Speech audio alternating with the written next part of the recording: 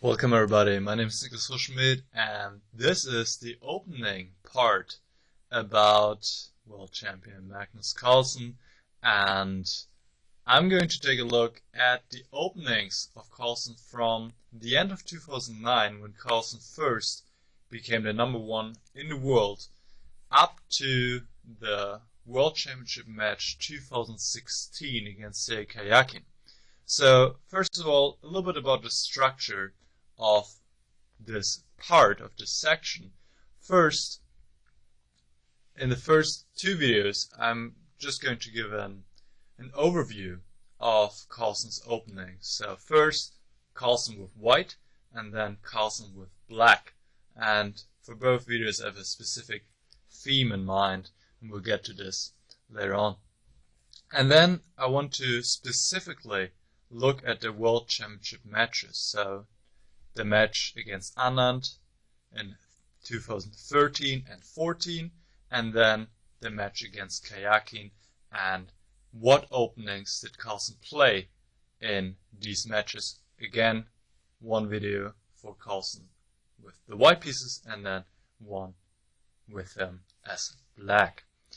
Alright, so for this first video we're going to take a look at Carlsen with white, and my theme here is when I prepared for these videos, I noticed that there's certain openings Carlsen barely ever has to play against, and when he actually does, it becomes a slight problem in some cases because he's not as familiar with the rising positions, and he is also not as familiar with the specific variations that are part of the opening. So we'll see some examples of this later on. So in general, what does Carlsen play? Well, as most top players, he can do either way. He can go e4, he can go d4, knight f3, c4. But in general, I would say that his main move, and we'll get to this also when we talk about the World Championship matches, is 1e4. This is, to my mind, it seems, his main option. So before we get to 1e4, let's begin with Carlsen playing 1d4. And now, what are some openings that he barely ever gets to play against? Well, for example, the King's Indian. That's very interesting. King's Indian is just not a common guest at the top level, and then, of course, Carlsen only playing against players, or the same players, again and again on the top level. He doesn't play against that much, and here I have a game he played against Timur Radjabov from 2014, and Radjabov is a great King's Indian expert, and Carlsen chose this line here, 5-9 g2, but really failed to make any impact in the opening, and Black had a very comfortable game, and in fact Radjabov went on to win this game. And I think that is due to the fact that Carlsen doesn't play this, or doesn't get to play this a lot with white or with black, and is not as knowledgeable in the King's Indian structures and positions as he is in other openings like the Ruy Lopez or the declined Queen's Gambit, to just name a few. So going all the way back, what else is going on? Well, before talking a little bit more about unusual openings, no, I shouldn't say unusual, because they're not unusual. They're just Carlsen rarely plays against them, that's all. Before we go on talking about that, I want to point out that Carlsen, he doesn't always go for the main lines, let's put it like that. He likes to also surprise his openings, and we'll see this throughout the videos again and again by playing rare variations. So for example, in the match against Karjakin, he played to Trompowsky here, bishop g5, and he has also employed several times the London system, bishop f4, with success against Giri, Wojciech, Yu Yangyi. Very successful And just to show you one game here, or the start of one game against Wojciech, and we'll see that White is not obtaining any opening advantage, but that's not the objective of Carlsen. He just wants to get a playable position and then outplay his opponent from there, and that's exactly what he gets with the London system. I mean, there's a lot of potential here. There's not too much risk, obviously, involved. It's also another factor, and we'll talk about this later on as well. And Carlsen can just play it, and that's exactly, it perfectly suits his playing style. So let's just take stock here.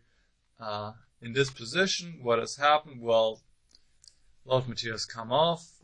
Pawn structure is not too crazy. Obviously, typical cold spot structure. And, well, it doesn't have much of an advantage, but just a playable position, and Carlsen went on to win this game. So I just want to point this out real quick, that this is another theme I've seen throughout the years of Carlsen, going for sidelines and just obtaining playable lines, getting the opponent out of the preparation, and then just going from there. It doesn't matter if he's better off the opening or not. What matters is that the positions fit his strengths, his playing style. So what I would like to point out is that in most cases here, just to make that clear real quick, in most cases Carlsen gets either the 𝐿 on the board after knight c3, bishop b4, or the declined queen's gambit here after knight f3, d5, and that is an opening that Carlsen is very knowledgeable in, because he also plays it with the black pieces. Alright, let's now switch the focus and go to 1e4 and the openings that Carlsen rarely plays against here. And this is quite interesting. You wouldn't expect so, but the Sicilian and the French are very rare openings Carlsen has to play against. Most of the time, really, it is the move 1e5 that Carlsen also plays himself. And in those positions, Carlsen is extremely knowledgeable in all these roll-Lopez positions. And we'll talk about it much more when we talk about the World Championship matches. Now I would like to focus really on these other openings, such as the French. Carlsen playing mainlands with the French? No. You don't see that. For example, in the 2016 Olympiad in Baku, Carlsen played against Zadora. And Zadora is rated 2560 at the time, 300 points below Carlsen. Carlsen played knight f3 and just went for the exchange line here in the French. I really didn't get anything out of the opening, as you more or less might expect with the exchange variation, and in fact was even under a little bit of pressure out of the opening, because he advanced the pawns early on the queen side and had his king still in the center, and that allowed Black to immediately start some action here. And it just shows that when Carlsen plays against an opening like the French, he doesn't face that often, that he might have a little bit of problems. I mean, maybe problems goes too far, but he's not as comfortable as in the openings he plays all the time, right? And here's another game against Karana. He went 2d3, another complete sideline, obviously.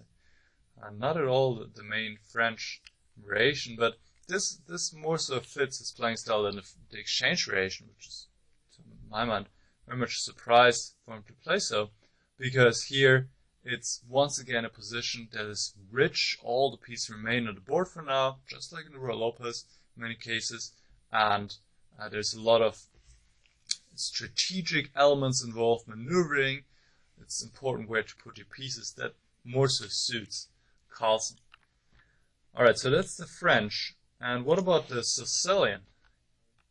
Well, you don't see Carlsen going for the open Sicilian that often. And if he does, then he also goes to a quiet line where both sides castle on the same side.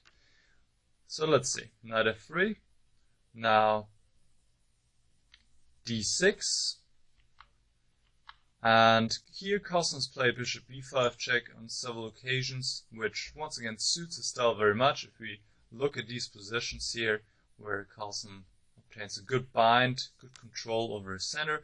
Objectively speaking, that might not be much for white, but it is exactly one of those positions that are perfect for Carlsen. No risk, slight pressure, and he can try and outplay his opponent. If he goes for the open Sicilian, then, like I said, he goes for quiet lines, bishop e2 here, for example, and then castling kingside.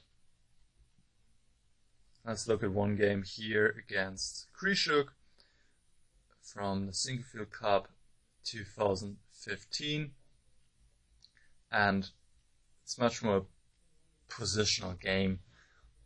Not so much as you see so often in the Sicilian, where both sides attack, which is the case when you have opposite castles. So one side is castle kingside, the other side is castle queenside. And here it's more of a, well, which side has the better pieces and control over certain squares and files, and much more quiet Sicilian. There's one exception though that I want to point out. In one game against Wesley So in the Single-Field Cup as well, 2015, there he did go for a sharper line, and I was quite surprised to see this. I'm guessing that specifically Carlsen had prepared this line here, and this is the main line of the English attack in this variation. And here indeed white castles queenside, which you don't see Carlsen doing that often, let's be honest. And g4, the game immediately comes quite sharp. White is sacrificing a pawn here, giving the pawn on d5. But obtaining good play on the light squares. And that once again goes more into the direction of Carlsen's style, playing positionally, but quite different. Carlsen sacrificing a pawn right after the opening, you don't see that often. So that as a quick overview of Carlsen's openings from the years 2009 to 2016, and my focus here, like I said, cannot cover everything, but so I want to see, and I noticed this theme that he doesn't play against certain openings that often, and in some cases that can be a problem. Like against the French, we saw it, because he's just not as familiar with the positions and also with the variations, and it makes sense because there's no point for him to spend that much time on these systems or openings if he barely ever plays against them, right? It's just very curious for me to see.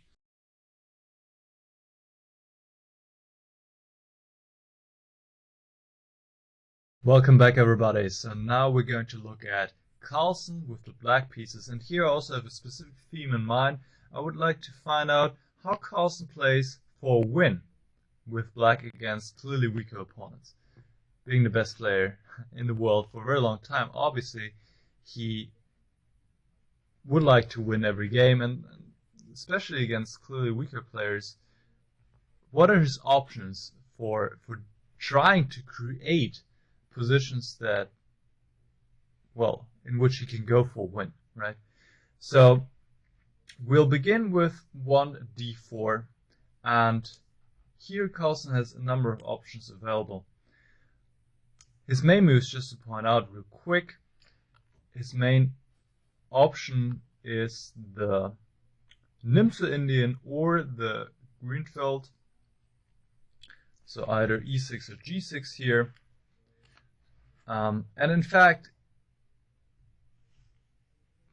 from my study of his opening repertoire, even if he plays against clearly weaker opponents, he still goes for his main lines most of the time, because they do allow him to play for win, except for maybe some lines, and we'll get to that.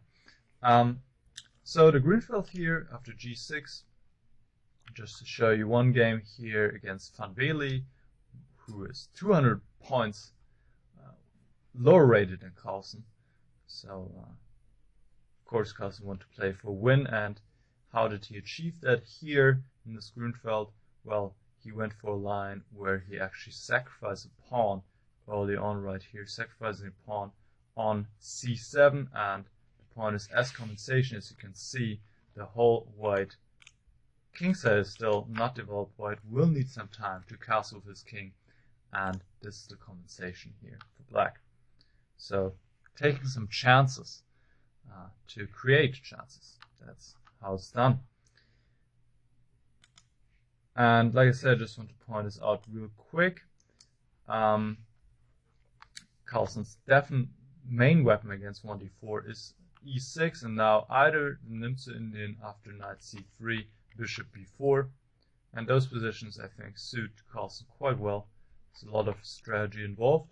Or knight f3, and now the declined queen's gambit here, d5. And interestingly, in this position, Carlsen has quite a lot of knowledge, and he has played pretty much every move there is, from bishop e7 to a6, c6, transposing to a Tarrasch with c5, or playing the bishop b4, the Ragozin variation. He has played a lot, and he's quite knowledgeable in these lines. But the problem with these lines is they many times they are not that easy to play for win for. So sometimes Carlsen would like to do something else, and then the Greenfeld is one option, or also the Dutch 1f5 or Leningrad variation.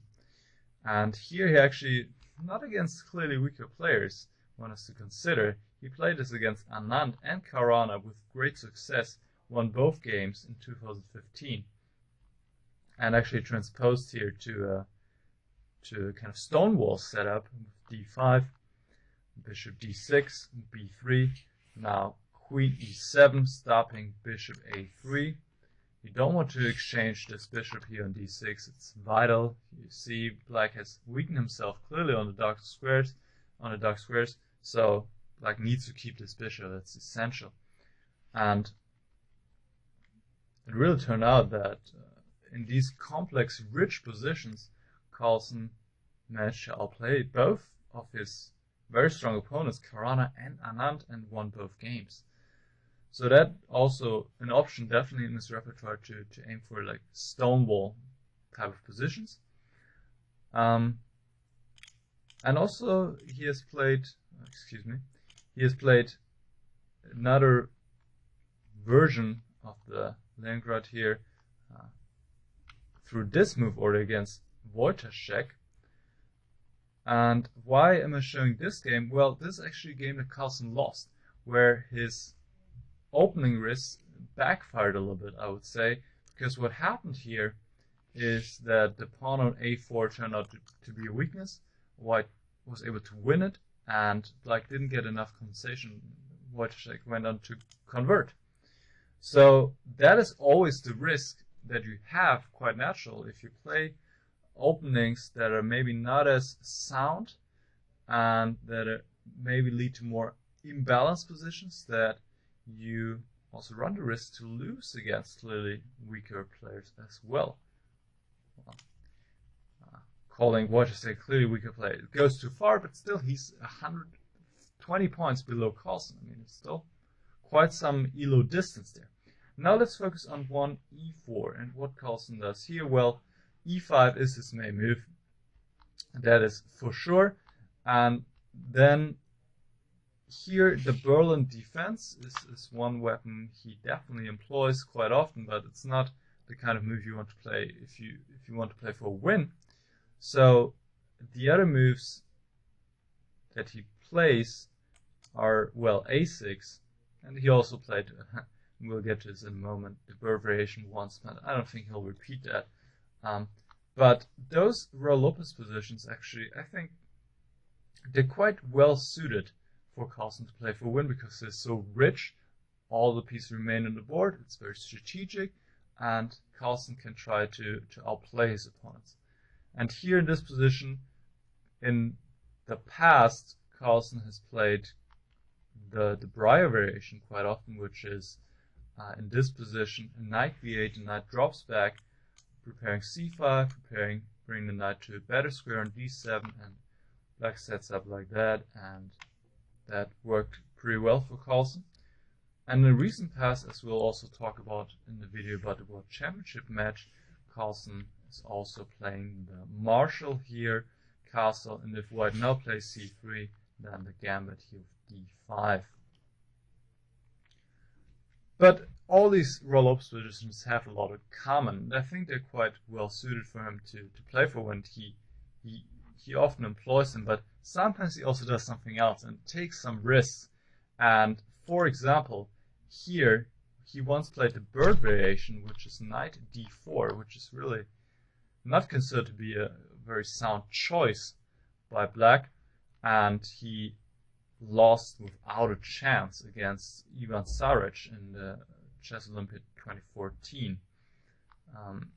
He just sacrificed 2 pawns here in the opening, which was too much. First the pawn on d5, and then also the pawn on d4. And that just turned out to be too much, didn't have enough compensation. Saric consolidated and just won. And that happens again and again when Carlsen goes for rarer lines. We'll see some more examples in a moment. Besides e5, he has also played other moves, namely the Sicilian. Actually, here he definitely plays this against weaker opponents. For example, against Duda in the Qatar Open, I think that's how you say it, he played a knight off. I also was quite surprised, in fact, but he played the knight off. Actually, in the past, I just see this, he also played the dragon. But the latest, I think the last time he played this line was around 2010 or 2011, so it's been quite a while. But now he has apparently also included the knight off as an option sometimes to play for win. And it worked quite well against Polish Grandmaster Duda. No problems out of the opening. Played this nice move here, knight b4, now h6, provoking the exchange. And when the opening phase was over, which is, I would say, around here, we see that black is completely fine having the bishop here. The knight on b3 is misplaced. It needs to be able to go to d5, but far away from reaching the square, and Carlsen was very comfortable and won this game. So the Sicilian is another option that Carlsen has in his repertoire. Another one is the modern defense, starting with 1d6 and now g6. And Carlsen has played this against Wei Yi, against Neidich, against Dragan Solak. Let's take a quick look here at some games. For example, against Neidich here, Neidich played a4, and here, in fact, very interesting, I want to get to a specific moment here. That was quite interesting. Carlsen played bishop takes g4, and that sacrifice was a little bit too optimistic, and Neidich went on to win this game. But it shows once again the kind of risk that Carlsen is willing to take to play for a win with the black pieces. But it also shows that it can backfire in some cases. Another game here against 𝐻𝐻𝐸, played in Bilbao 2016, was went f5, and probably what's attractive for 𝐿𝐴𝐚 about this modern defense is, once again, it's a lot of potential stays on the board. A lot of positions are about maneuvering and flexible pawn structures. And while it may not be completely sound, it allows him to create winning chances, and that's what he's looking for. And in fact, that went pretty well in the game against 𝐻𝐻𝐸, where he didn't have any issues of the opening and could press and did win ultimately. So, returning or summarizing 𝐿𝐴𝐚's opening with the black piece, how is he playing for a win? Well, one has to say that 𝐿𝐴𝐚 actually does go for his main systems most of the time. That is, against 1d4 he plays the 𝐿𝐴𝐴𝐚 Indian or the declined Queen's Gambit, also sometimes the Greenfeld.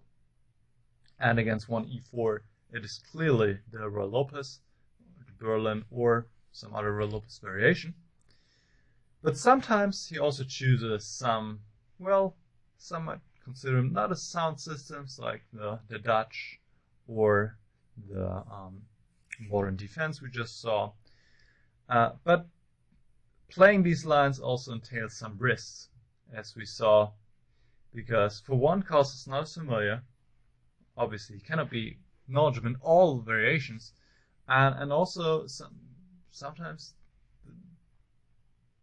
the variations inherently are not completely sound and yield risks, clearly. And sometimes it backfires, but most of the time it still works out because, well, 𝐿𝐴𝐚's class just shows. So that was 𝐿𝐴𝐚 with black, and now we're going to talk about the World Championship matches.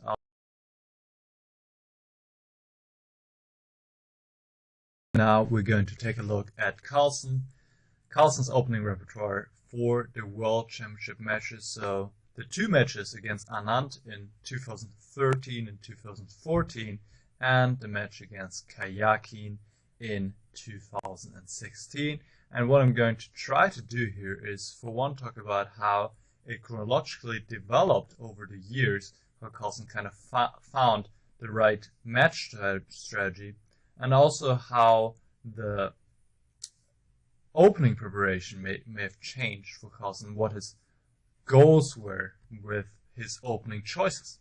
So, in general, most of the time 𝐿𝐴𝐚 went 1e4 if we look at all the three matches, and that makes a lot of sense because there he also had the most success. In fact, really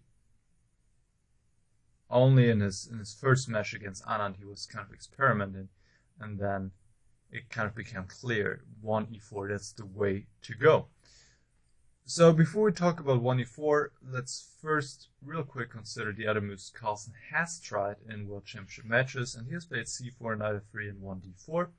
And in the very first game of his World Championship match career, he played knight f3, but failed to make any impact against Anand's setup here. In fact, here, out of the opening, he had to concede to a 3-time repetition after like 20 moves already. Really didn't make any impact. And another try in the same match, 𝐿𝐴𝐚 played 1c4, and here for a moment it looked like he was going for the sharp martial gambit in this variation when white goes bishop d2, black takes on d4, takes on e4, and it's all very sharp and a lot of theory.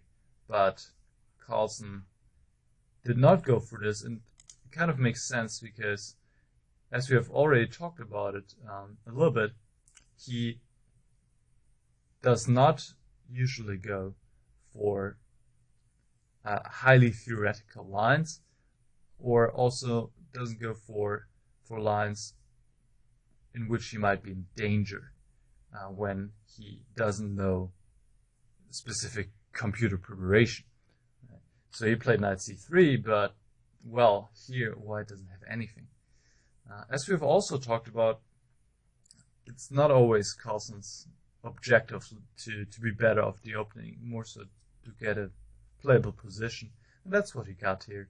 And in fact, he went on to win this game against Anand.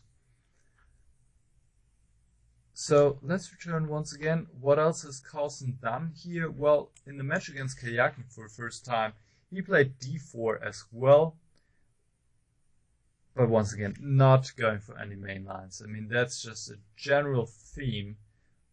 We see theoretical discussions in the main lines are rare. Carlsen rather tries to prepare a specific sideline and tries to surprise his opponent and then go from there.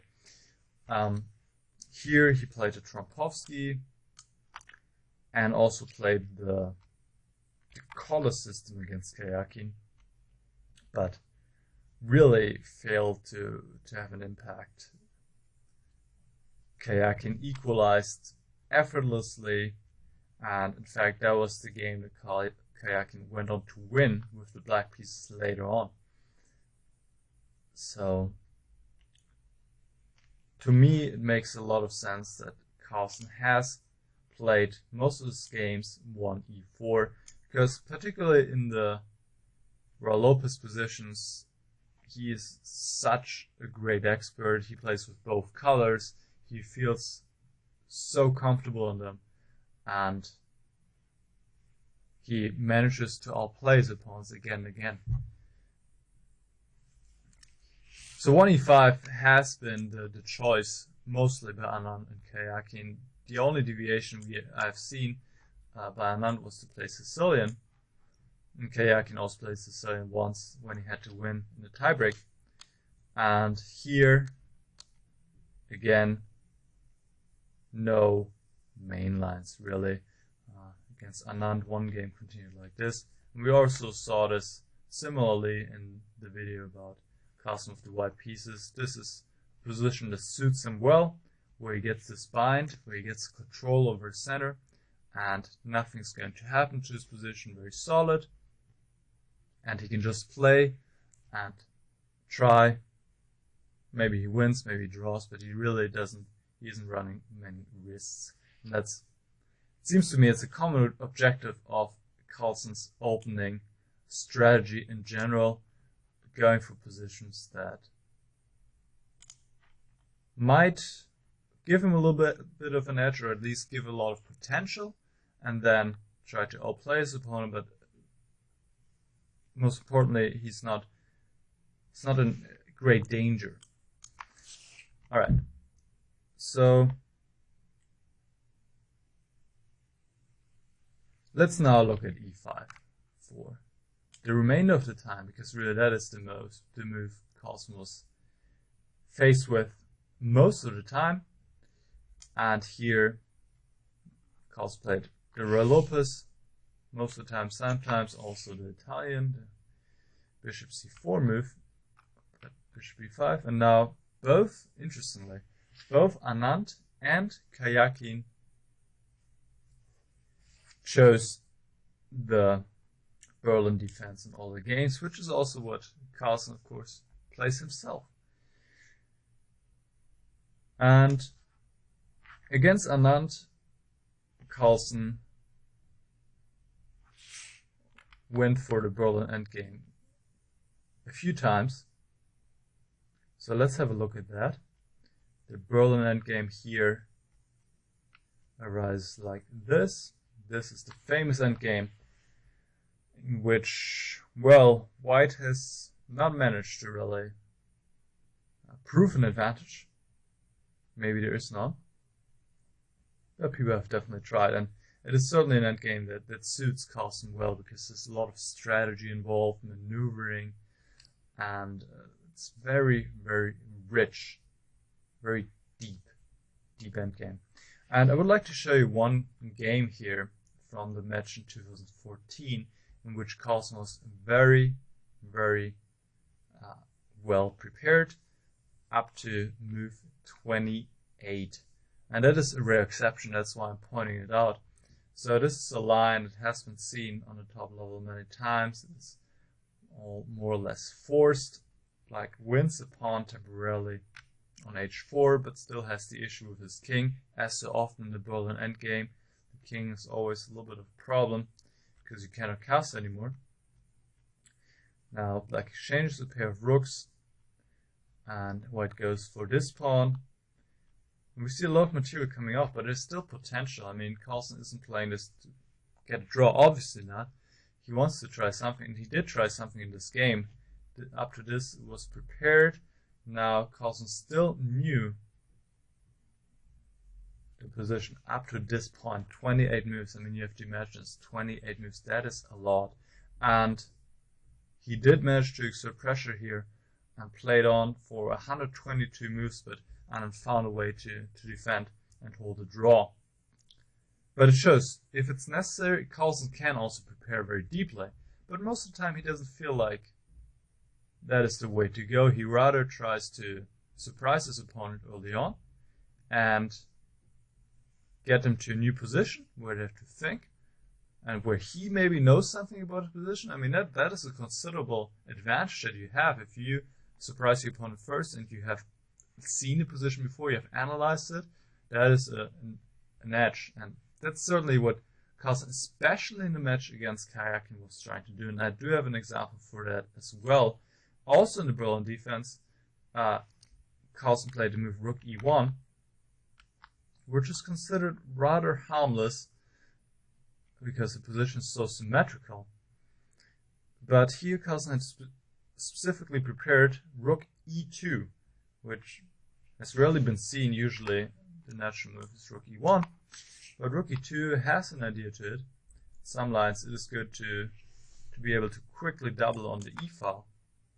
After b6, the idea to play bishop a6, Carlsen actually went back rook e1. And now in some lines it plays a role that this diagonal has opened. Ǩayāqin was able to equalize, but still he had to spend some time, and even though the position was equal, Carlsen managed to press and almost won this game. And it all started with this just one idea, which doesn't change anything in the evaluation of the whole variation, but it's just to surprise the opponent. Carlsen has also played the anti-Berlin 4d3 a number of times, and honestly I think it even more so fits his style, because we get these typical roll-ups positions that he is so familiar with, because he plays them with both colors, black and white. And here once again we see this theme of him preparing an unusual move. Bishop g5 is typically not played here, so bishop can drop back to e7. It's not considered to be dangerous, and it is not dangerous in any way for black, but it is a new idea. You have to get the opponent thinking. That's exactly what happened here.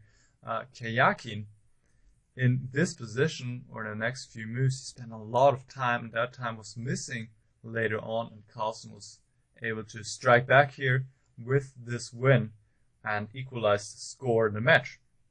And one important subtlety in this position, by the way, is that white hasn't played h3, which he often does in these lines to stop bishop or knight g4, and not having played this move allows him to push away the knight from f4 by going g3 in the right moment. That's what happened in the game. And the position is equal, but it's once again coming back to this, let me surprise the opponent first, get him to a new position, let them think, and then I'm confident I will outplay them.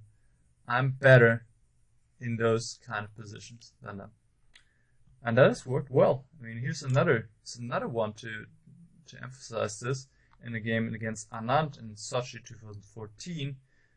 in this position, Carlsen played rook e1, which looks like a very natural move, but has barely ever been seen in this specific position before. And after castle, another unusual decision maybe. Bishop takes c6, just giving up the bishop on c6. And now h3, and objectively, well, white is not trying to claim an advantage here, but it's about getting the opponent into new, unfamiliar ground, and doing so by taking on c6. And now Anand has to play with this kind of different pawn structure, which maybe he hasn't played with as often. And Carlsen went on to win this game as well, because, well, he just has a very good intuition and experience by now in these Royal Opus positions in general, and they perfectly suit his style. So, to summarize, what did we see? Well, for one, you can say Carlsen's openings in general, I think this point is already quite clear. They're not about being theoretically prepared up until move 25. That's very rare. We saw that just in that game against Anand in the Berlin defense. It's more about getting the opponent to surprise the opponent, especially in these World Championship matches. I mean, that's a factor that cannot be underestimated. To surprise them, get them on unfamiliar ground, and get them into positions that suits Carlsen's style. That is, positions like the Royal Opus, a lot of potential, a lot of pieces on the board. The game is mostly is, you can say, there's a lot of maneuvering, and it's about putting the pieces in the right squares, and that's where Carlsen's chess understanding is so good that he can outplay many of the other world top players. So that's what Carlsen's aiming for, and he is able to get his positions quite well. I mean, especially with the white piece. Alright, so in the next video we're going to take a look at Carlsen with the black pieces in the World Championship matches.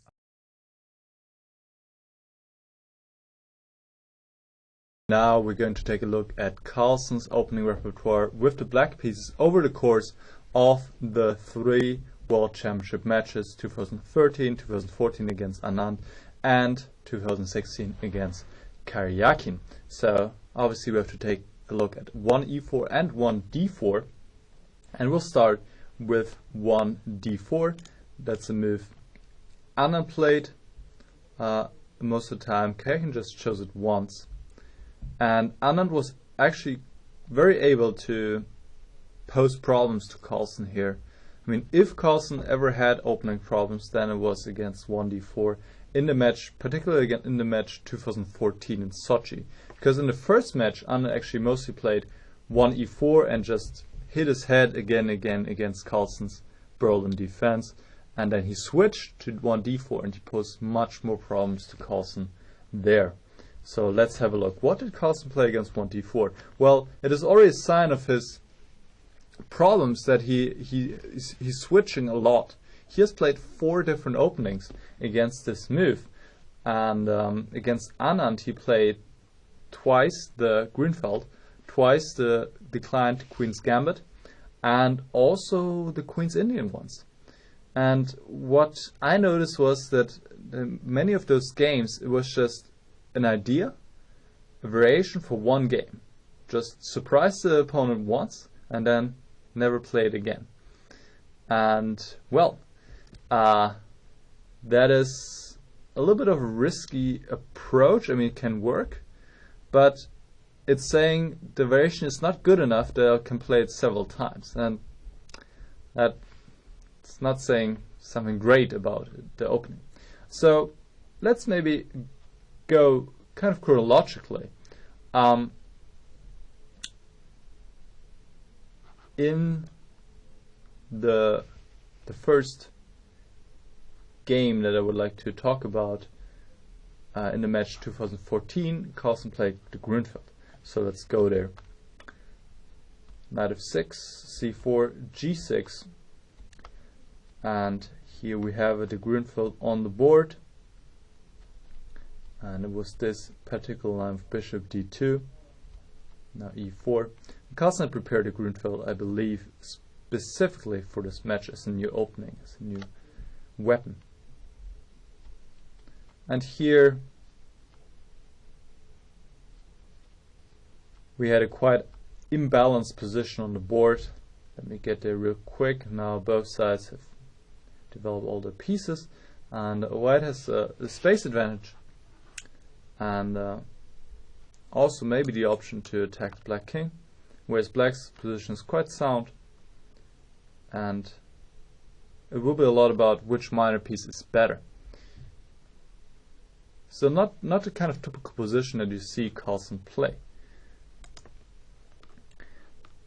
Going back, Carlsen later on in this match, quite towards the end, played a Grunfeld again, and then he chose, or Anand chose a different line. And Carlsen was a little bit under pressure, as it seems he was in almost every black game, to my mind. It seemed he was under a little bit of pressure. Most of the time he was able to hold it though.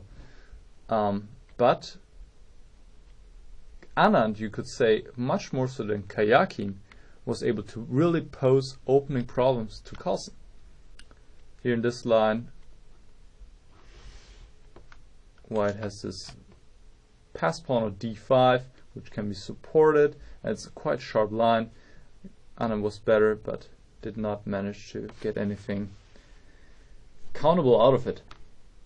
So that was a Grunfeld, which went okay, I guess, for Carlsen. One of his main moves, as we've already talked about in the video about Carlsen's black repertoire, is the Nimzo Indian / declined Queen's Gambit. And I would like to go there. Carlsen also played in one game b6, but once again that was also just for one game to surprise the opponent, and also there Anand was better.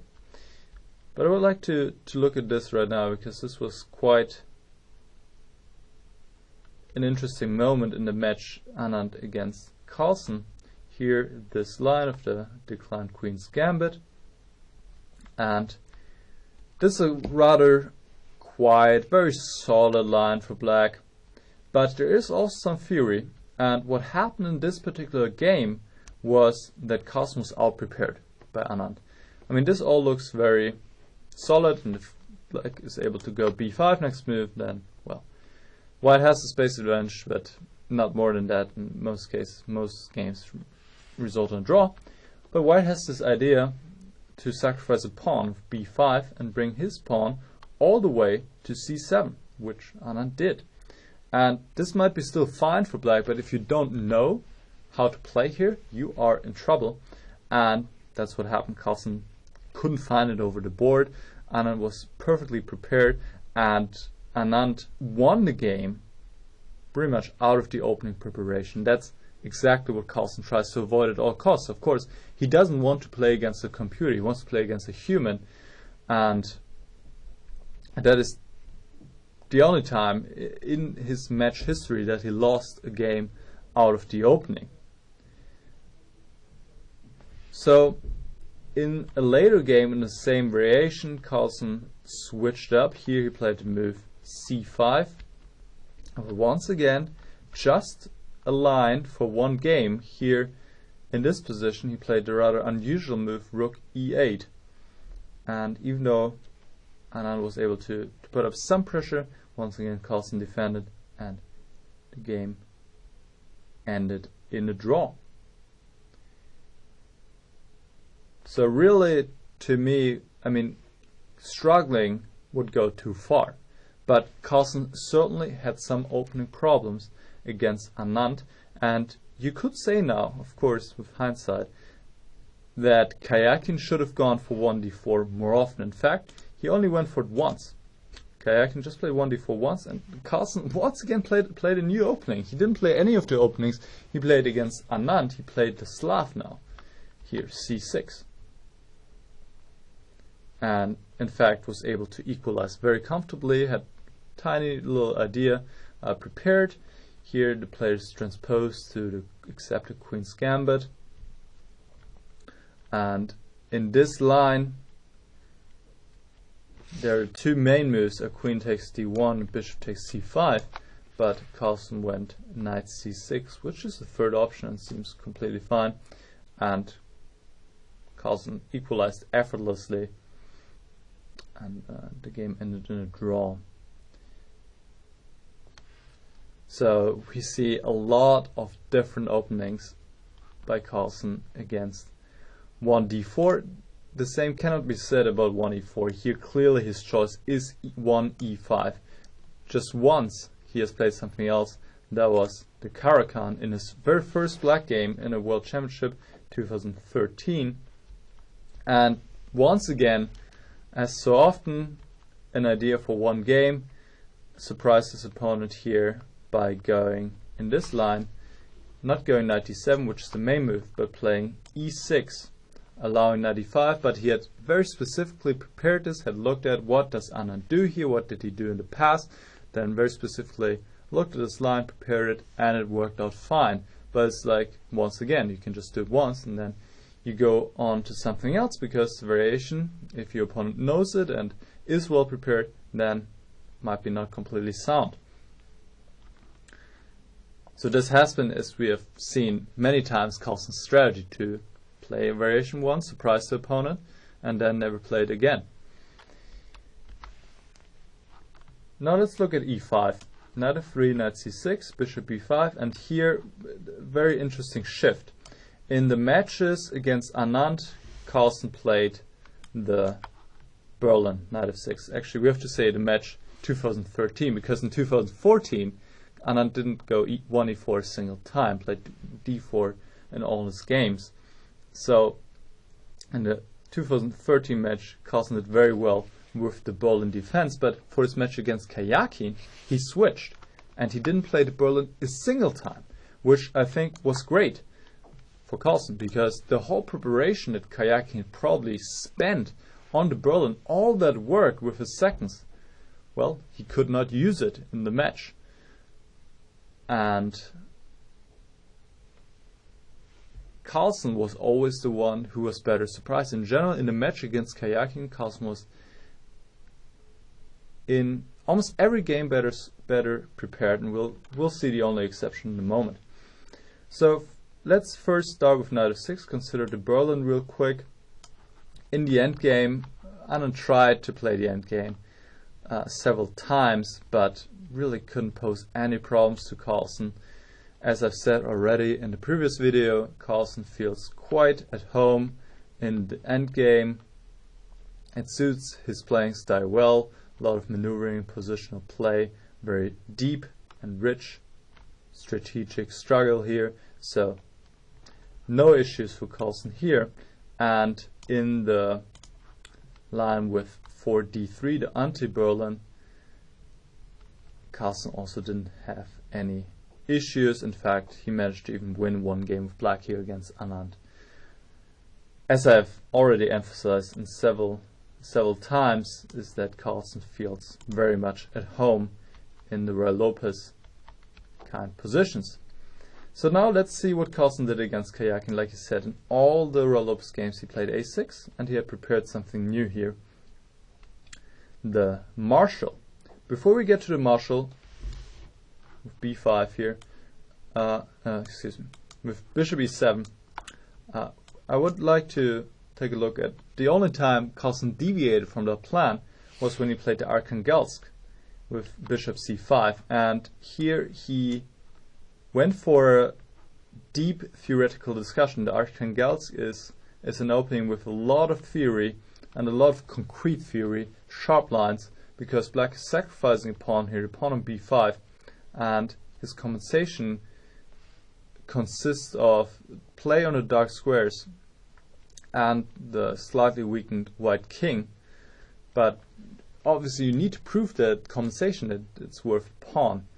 And why am I showing this so far? Well, I would like to get to a point where the preparation of both players ended, and that was right here.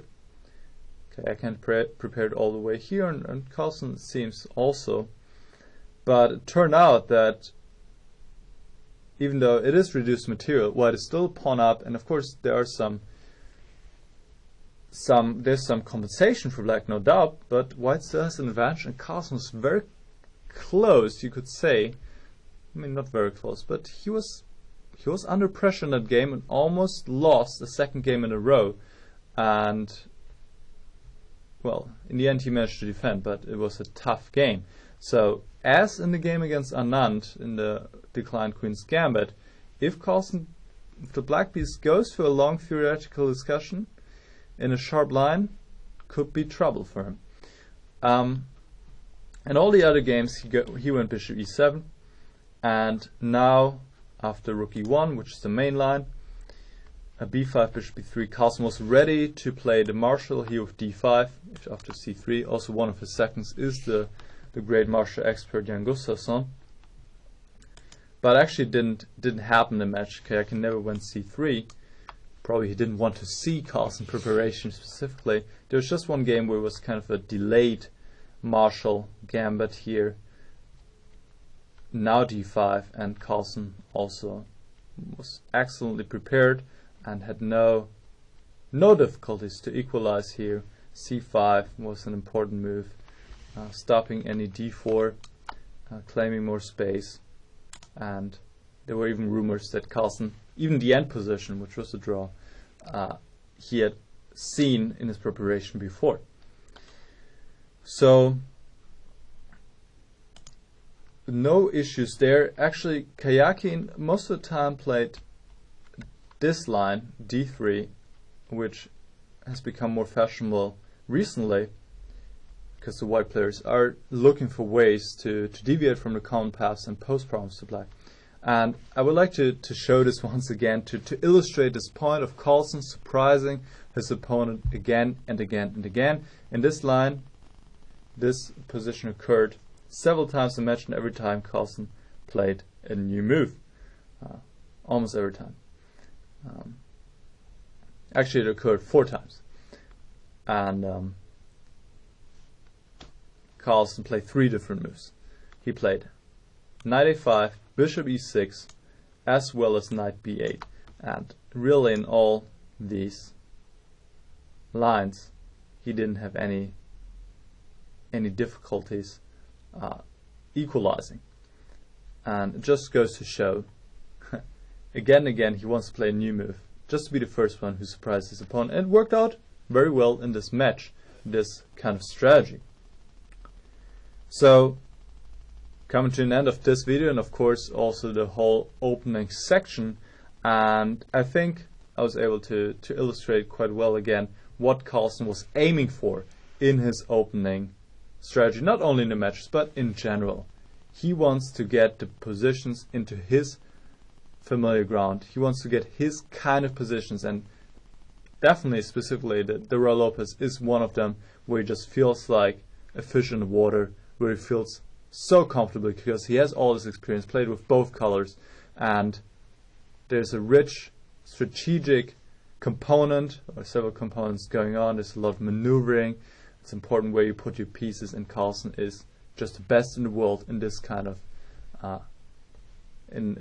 with his incredible chess understanding and doing so. So this is one of his goals, and then also one of his other goals, which we have seen, is to avoid any kind of theoretical battle where he can be in danger. He doesn't want to play a variation in which, if he doesn't know the right moves, he's in big trouble. And he's able to avoid this most of the time. So that's another goal. And then, yeah, get the opponent into a new ground, new positions early on, and try to then outplay them. So I hope I was able to give you a good overview, not only of Carlsen's overall opening development over the years 2009 to 2016, but also the openings in the matches. I mean, that is just a different kind of aspect one needs to consider, because in matches the openings become such a crucial factor. So I hope I was able to do it. I hope you enjoyed this brief overview, and then I wish you a lot of fun with the rest of the DVD, and goodbye.